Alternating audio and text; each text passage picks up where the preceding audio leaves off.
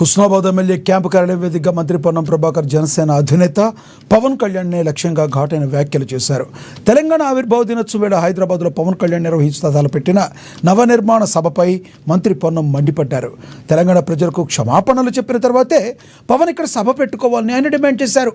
గతంలో తెలంగాణపై విషం కక్కిన పవన్ కళ్యాణ్ ఇప్పుడు బీజేపీ రాసిచ్చిన స్క్రిప్ట్ ప్రకారం ఆ పార్టీ ఏజెంట్గా మారి తెలంగాణలో విద్వేషాలు రెచ్చగొట్టేందుకు వస్తున్నారని చెప్పుకొచ్చారు.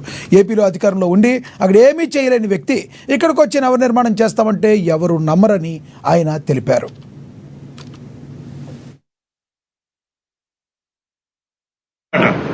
ఆంధ్రప్రదేశ్ ఉప ముఖ్యమంత్రిగా ఏమైనా చేయగలిగితే ఏమైనా పీకగలిగితే అక్కడ చేయి.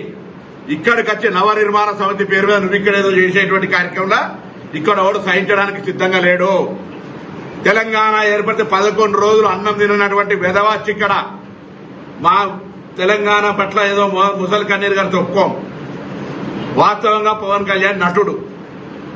అది విలన్ వేషమైనా, గుండా వేషమైనా, హీరో వేషమైనా, రౌడీజమైనా, ప్రేమించే విషయమైనా, ఎంతమందిని నిజ జీవితమా సినిమా జీవితమా ఎన్ని చేసినా దట్ ఈస్ యువర్ ఇండివిజువల్. ఈ రోజు కూడా తెలంగాణలో రెచ్చగొట్టేటువంటి విద్వేషపూరితమైన వ్యాఖ్యలు మాట్లాడడం ద్వారా తెలంగాణ వాతావరణాన్ని కలుషితం చేయాలి అనేటువంటి రేటు ఫిక్స్ చేసుకుని భారతీయ జనతా పార్టీ తోటి తెలంగాణలో ఈ నటన స్టార్ట్ చేసిండు.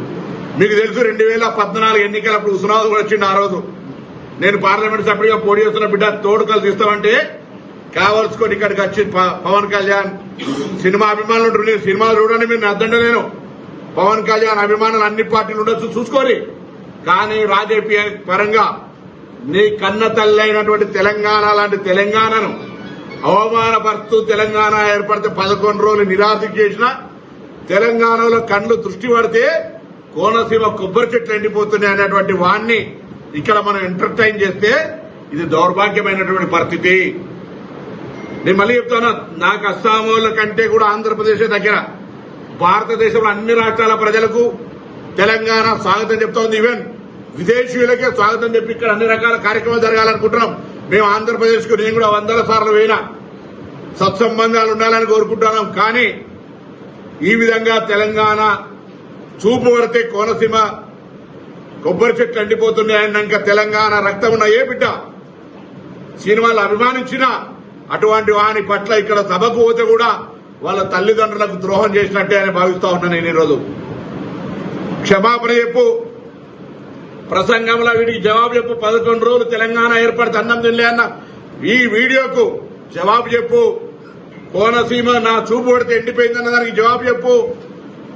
ఇలా భారతీయ జనతా పార్టీ రెమ్యునరేషన్ ఇచ్చింది కాబట్టి ఇక్కడ యాక్ట్ చేయడానికి రాలేదని దేవుడి మీద ప్రమాణం చేసి చెప్పు. నువ్వు నమ్ముకున్నటువంటి కొండగట్టు అంజనేయ స్వామికి సంబంధించి ఈరోజు ఎవరైనా దేవాలయానికి పోతే రైట్ ఒక పెద్ద కార్యక్రమం చేసుకుంటారు.